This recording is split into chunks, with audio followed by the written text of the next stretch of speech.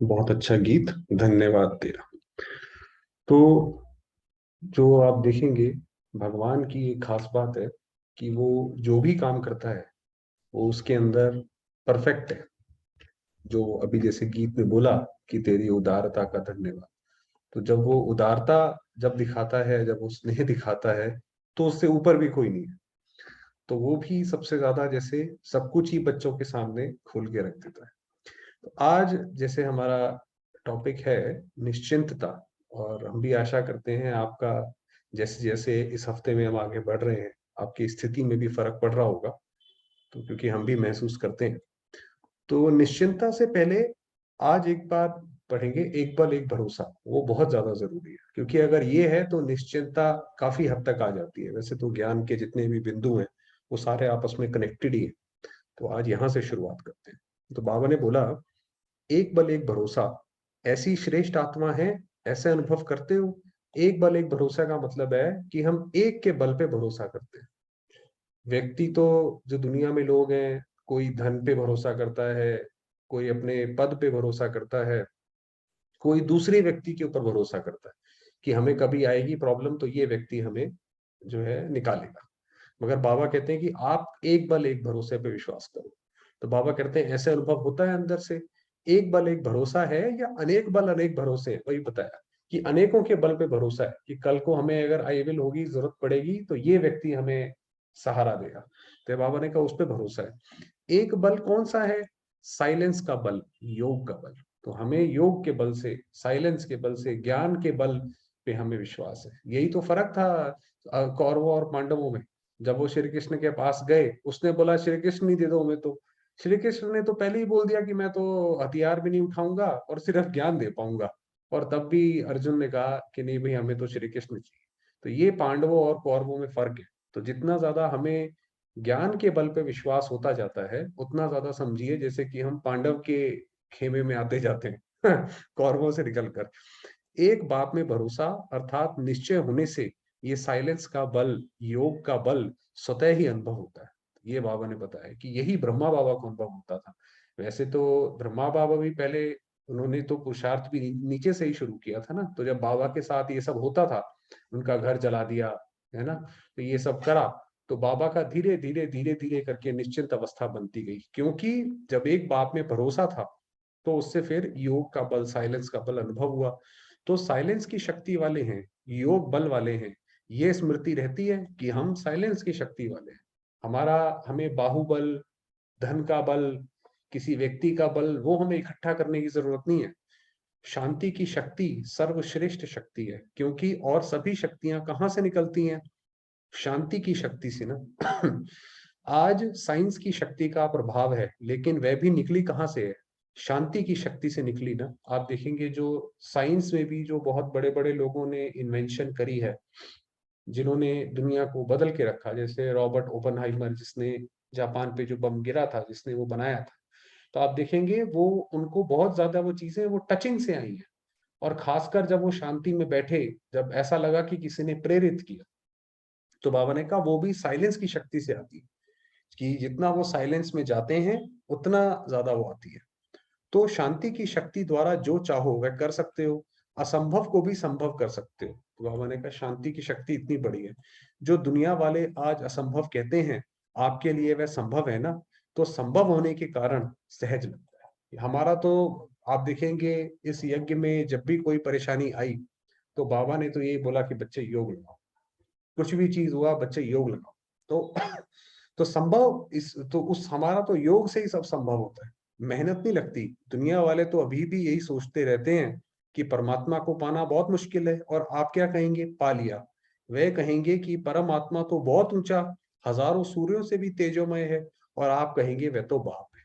तो कहने का मतलब, जैसे बाबा ने कहा कि सबसे बड़ा असंभव कार्य क्या है? भगवान को पाना। क्योंकि बाबा ने ऊपर बोला ना कि संभव, हमें हर चीज संभव लगती है। तो जो सबसे मुश्किल काम था कि भगवान को पाना, उसको जानना एक बात है, उसका प्यार पाना, उसकी गोद प्राप्त करना, वो एक और बड़ी बात है। तो बाबा ने कहा कि जब आपने वो प्राप्त कर लिया, तो बाकी सारी चीजें तो छोटी रह गई। तो स्नेह का, अब हम क्या बोलेंगे? वह तो बाप है, स्नेह का सागर है। जलाने वाला नहीं है, हजारों सूर्यों से तेजों में तो जलाएगा ना। और आप तो स्नेह के सागर के अनुभव में रहते हो, हमें तो कैसे बाबा का स्नेह अनुभव होता है दुनिया में। तो क्योंकि उन्होंने जैसा गीता में सुना कि भाई अर्जुन को जब साक्षात्कार हुआ अर्जुन ने बोला, हे प्रभु मैं सहन नहीं कर सकता। और हमें तो कैसा अनुभव होता है। तो कितना फर्क हो गया। जो दुनिया ना कहती वह आप हाँ करते हो। दुनिया कहती है कि ऐसा कैसे हो सकता है, आपने भगवान को पा लिया, वाह जी वाह, ये तो बहुत ही अनोखी बात होगी। तो बाबा कहते हैं मगर आपको तो पता है आपने किसको प्राप्त किया। फर्क हो गया ना। कल आप भी नास्तिक थे और आज आस्तिक बन गए। नास्तिक थे माना जो हर चीज में ना करते थे, जिसका आस्था नहीं थी वो नास्तिक, कि भगवान को जानते ही नहीं, मानते ही नहीं। दुनिया में कौन भगवान को जानता है। अगर थोड़ा मोड़ा होता भी है तो थोड़ी आस्था होती है, बस उसी को वो आस्तिक कहते हैं। मगर सच्चे आस्तिक तो हम हैं। कल माया से हार खाने वाले और आज माया जीत बन गए। फर्क है ना। माताएं जो कल पिंजड़े की मैना थी और आज उड़ती कला वाले उड़ते पंछी हैं। देखिए कल जो माताएं थी, आपको पता है माताओं के ऊपर कितना वो होता था कि, और उसके बाद जब बाबा की जब बनी तो वही माताएं शिव शक्ति बन गई। कमाल है। अच्छे अच्छे लोग कोर्ट में जाने से डरते हैं। और मम्मा जब थी उनकी आयु भी कुछ नहीं थी, तब वो कोर्ट में अकेले खड़े होकर उन्होंने कैसे जज का सामना किया, सर हर चीज का सामना किया, है ना। तो तो उड़ती कला वाले उड़ते पंछी हैं। तो उड़ती कला वाले हो या कभी कभी वापस पिंजड़े में आ जाते हो। तो ऐसा लगता है कि हम सारी परिस्थितियों से 2 मिनट में पार हो सकते हैं, या बार बार वापस इस शरीर में आ जाते हैं। कभी कभी दिल होती है पिंजड़े में जाने की। बंधन है पिंजड़ा और निर्बंधन है उड़ना। कोई भी किसी भी तरीके का बंधन है तो वो जैसे कि एक पिंजड़े जैसा है। मन का बंधन नहीं होना चाहिए। अगर किसी को तन का बंधन है तो भी मन उड़ता पंछी है। तन का बंधन है माना तन में बीमारी है, बिल्कुल ऐसी बीमारी है कि अब शरीर छूटने ही वाला है। आपको पता है दादियां और जगदीश भाई साहब, उन्होंने कैसे बिल्कुल शरीर एकदम आसानी से छोड़ा। ये नहीं हुआ कि भाई मुझे इतनी बड़ी बीमारी है, कल को क्या होगा मेरा, कैसा होगा मेरा। मन तब भी उड़ता पंछी था। आज भी बाबा ने कहा कि बच्चे शरीर भी चला जाए तो भी खुशी ना जाए।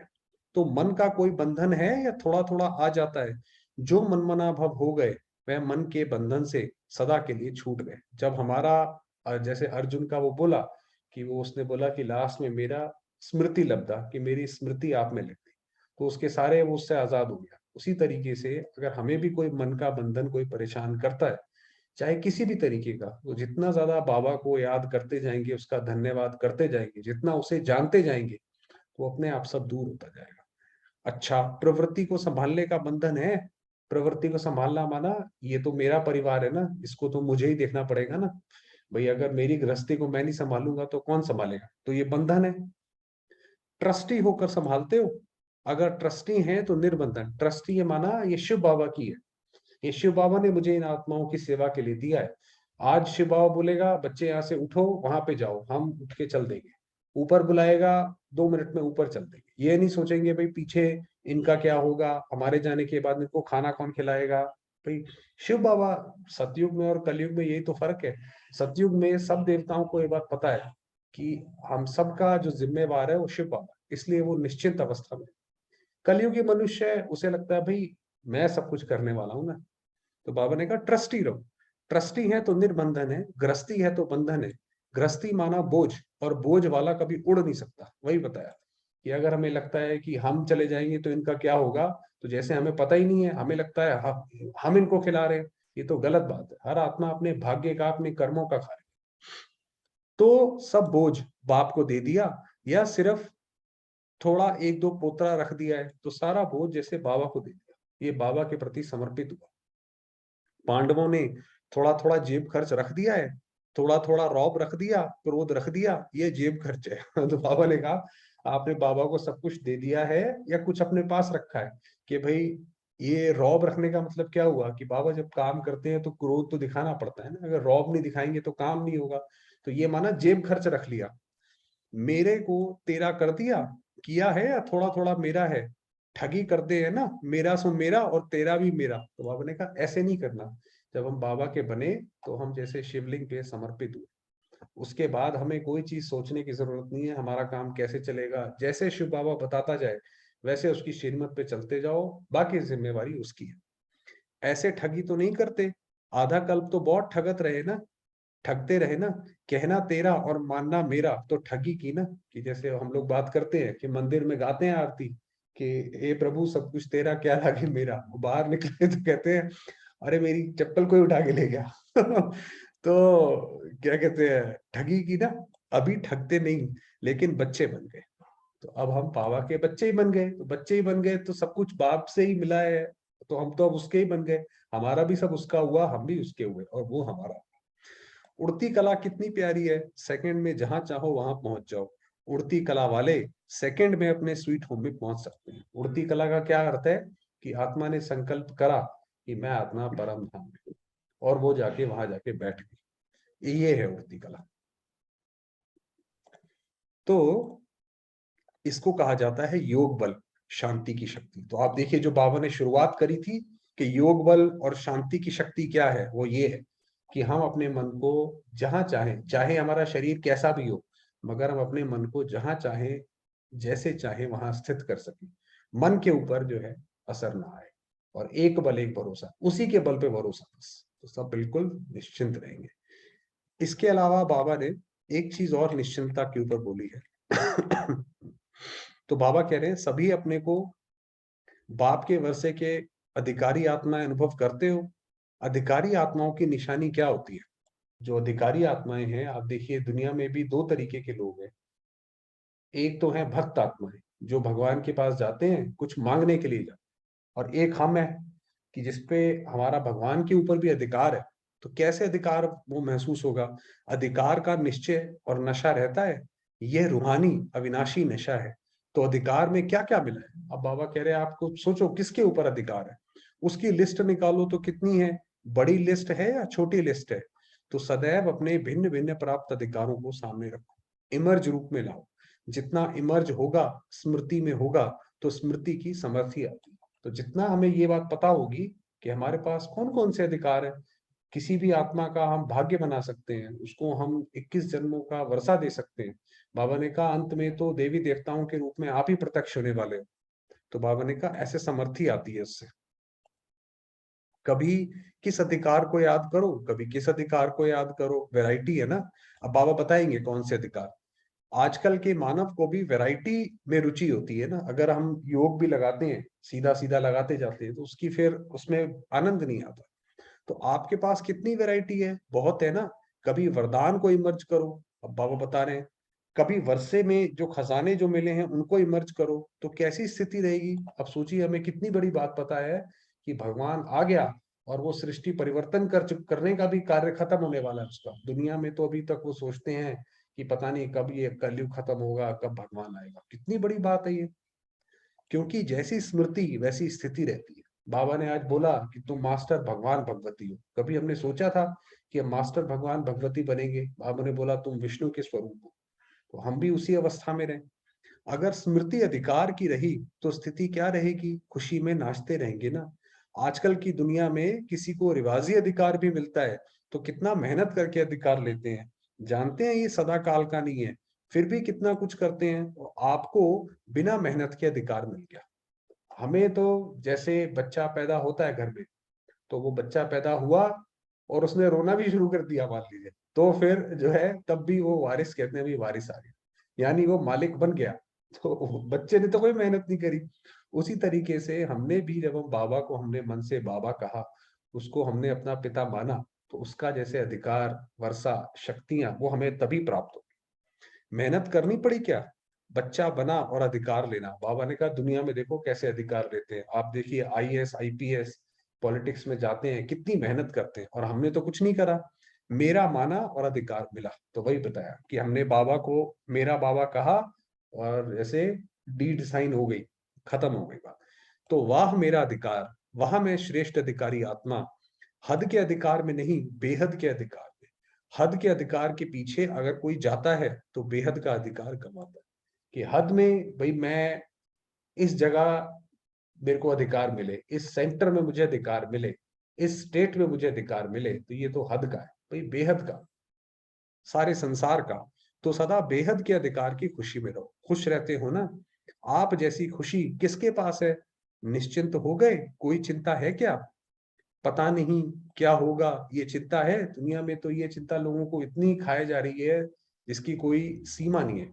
लोगों को लगता है कि आगे जाके समय कैसे होगा, जॉब नहीं रहेगी, क्लाइमेट ऐसा है, देश आपस में लड़ रहे हैं। मगर हमें जो है, बाबा ने पूछा कि आपको ये चिंता है? निश्चिंत है, क्योंकि अविनाशी अधिकार निश्चित ही है। जो अधिकार है, जो हमारा जो भाग्य है, वो हमारा निश्चित है। बाबा ने बोला दुनिया में कैसा भी हालत होती रहे तब भी आप सेफ हो। तो जहां निश्चित होता है वहां निश्चिंत होते हैं। तो कोई भी बात निश्चित नहीं होती है तो उसकी चिंता रहती है, पता नहीं क्या होगा। माताएं सभी निश्चिंत हैं कि कोई कोई चिंता रहती है। अब बाबा देखिए कैसे उठाते हैं चिंताओं को। अगर सब बाप हवाले कर दिया तो निश्चिंत होंगे। भाई, जब हम बाबा के प्रति हो गए, अब हमारा पार्ट क्या होगा? अब हमें इस चीज की चिंता है या उसकी चिंता है? कोई चिंता नहीं। आ गए, बन गए। अब ये भगवान की जिम्मेवारी हुई कि वो क्या करेगा, कैसे करेगा। निश्चिंत रहो, वो बुद्धिमानों की बुद्धि है, कल्याणकारी है, हमारा परम हितैषी है। वो हमारा गलत थोड़ी करेगा। अपने ऊपर बोझ रखा तो निश्चिंत नहीं होंगे, फिर चिंता जरूर होगी। अपने ऊपर रखा माना कि देखो बाबा का तो बन गए, ये काम मैं कैसे करूं, वो काम मैं कैसे करूं, ये काम अब होना चाहिए, मेरी जिम्मेवारी है, मेरी फर्ज अदाई है। मेरापन आना माना चिंता कि मैंने ऑफिस में ये काम करना है। कोई उसमें, ये तो बाबा के लिए करना है, बाबा ही कराएगा। जैसे आप बस योग लगा के करते चलो। अगर फर्ज है या जिम्मेवारी है तो बेहद की है, हद की नहीं है। बेहद की है माना सर्व आत्माओं के प्रति है, सारे संसार के प्रति हमारी जिम्मेवारी है कि हमें सबका कल्याण करना। ये घर परिवार में दो चार लोगों की जिम्मेवारी नहीं है, विश्व की है, दो चार की नहीं है। अपने को अभी जगत माता समझती हो कि चार पांच बच्चे, पोत्रे पोत्रियों की माताएं हो? किसी आत्मा को भी देखेंगे तो क्या लगता है ये हमारा परिवार है। तो वास्तव में जो भारत की बहुत पुरानी एक परंपरा या फ्रेज चला आया है कि वसुधैव कुटुंबकम, कि ये सारा विश्व हमारा एक परिवार है। वो बाबा कहते हैं उस भावना से आप सारा काम करो। ये नहीं सोचो कि ये चार लोग हैं, ऐसे नहीं। मुझे सारे संसार के लिए कल्याणकारी बनना है। कि सिर्फ लौकिक को अपना परिवार समझते हो? बेहद परिवार के हैं, बाप की सहयोगी आत्माएं हैं। शिव बाबा जो कार्य करने आया है, हमें भी उसका सहयोगी बनना है। हम भी उसके सहयोगी हैं। जैसे बाबा कोई भी वर्शंस बोलता है, चाहे किसी एक बच्चे को भी बोले, मगर वो बोलता विश्व को सामने रख के। उसी तरीके से हम भी कोई कार्य करें तो विश्व को सामने रख के कार्य करें। कि हम जो ये कार्य कर रहे हैं, अगर बाकी आत्माएं उसको देखेंगी तो उन्हें प्रेरणा प्राप्त होगी या वो निराशा प्राप्त होगी। तो बेहद का नशा है ना, कि कभी हद का कभी बेहद का। जैसा बाप वैसे बच्चे होते हैं। तो बाप बेहद का बाप है, तो बच्चे भी बेहद के हुए ना। तो क्या याद रखेंगे? हम अधिकारी आत्माएं हैं। सिर्फ वर्षे के नहीं, वरदानों के भी डबल अधिकार है। तो बाबा ने कहा ये जो वरदान, जो अधिकार जो हमें मिलते हैं, कि बाबा ने बोला कि आप जो बात बोलोगे वो सत्य सिद्ध हो जाएगी। जिसको बाबा ने बोला अंत में सत्य वचन महाराज लोग बोलेंगे। तो हमारे पास इतनी हर चीज की सिद्धि प्राप्त है।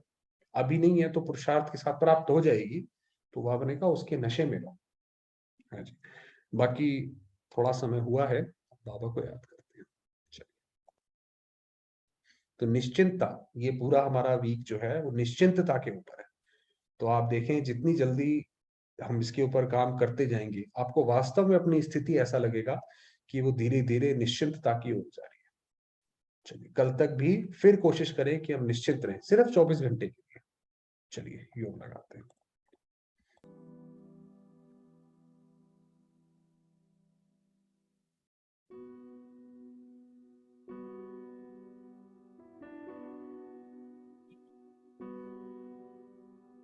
देखेंगे स्वयं को आत्मिक स्वरूप में।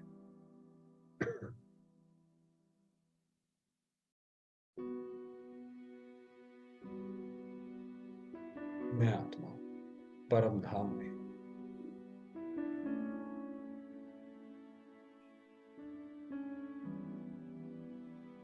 प्रकाश, चमकता सितारा।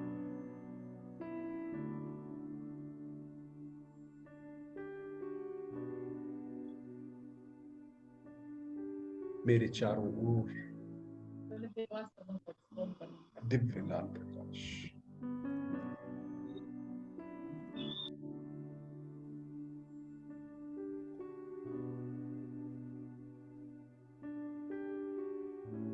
शांति।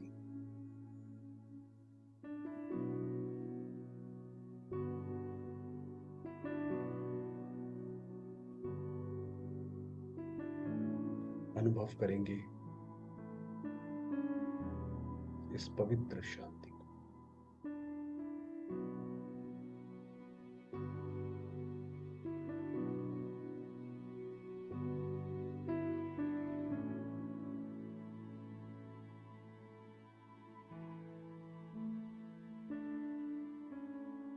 मेरे सामने है निराकार, स्नेह के सागर, सर्वसमर्थ, त्रिकालदर्शी परमात्मा शिव।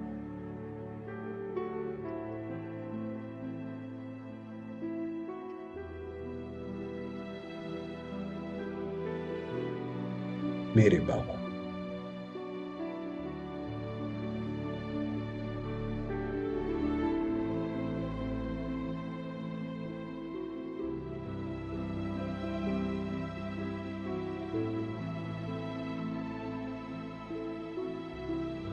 प्यारे बाबा से अनेकानेक किरणें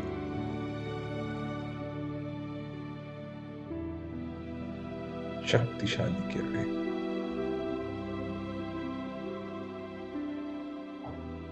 मुझे आत्मा पर बरस रही है।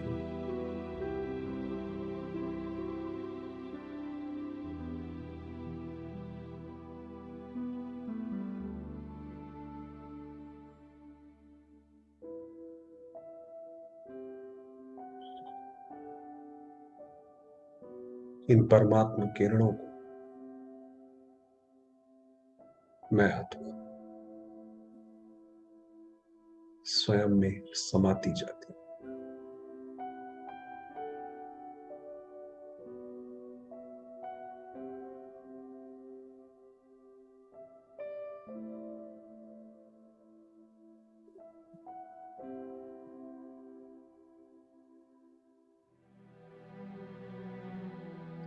मैं आत्मा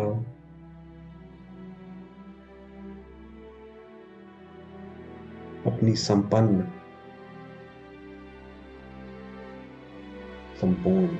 अवस्था में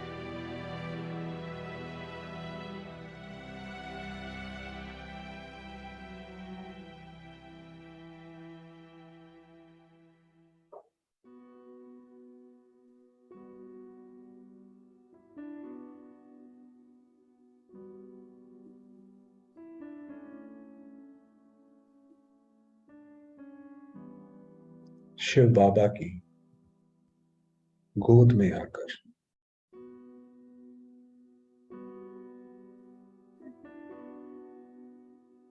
संरक्षण प्राप्त कर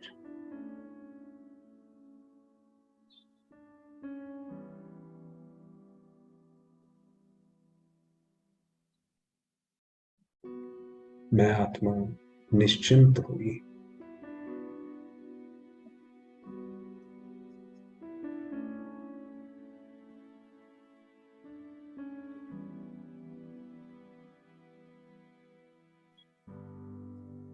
शांत हुई।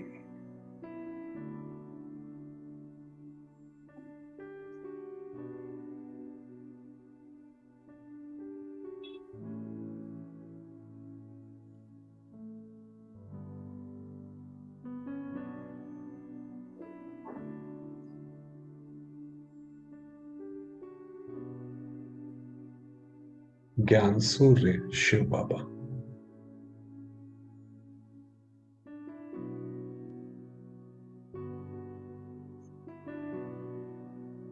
क्षमा और स्नेह के सागर,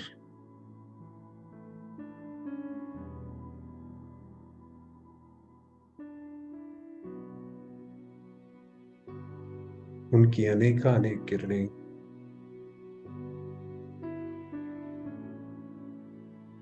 मुझे आत्मा पर पड़कर सारे संसार में समूची सृष्टि में फैल रही है।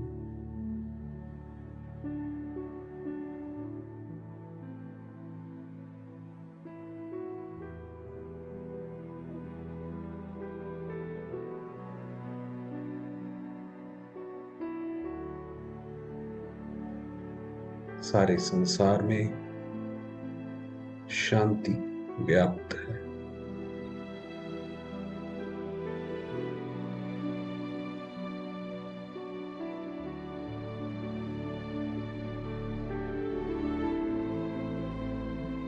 सर्वात्माओं को उनके सत्य स्वरूप में देखेंगे।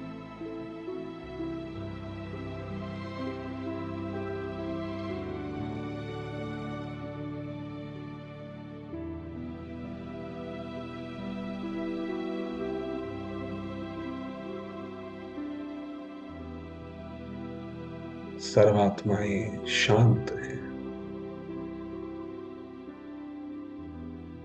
शीतल हैं।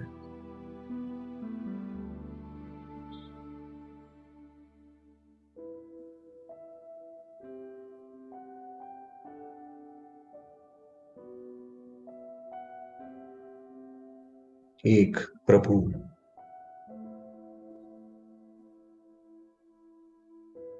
प्यारे बाबा की ओर आकर्षित हो रही है।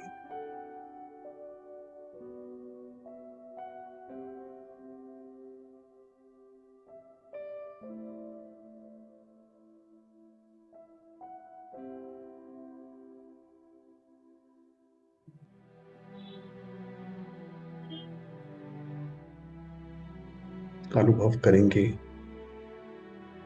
ब्रह्मांड में फैली इस शांति को।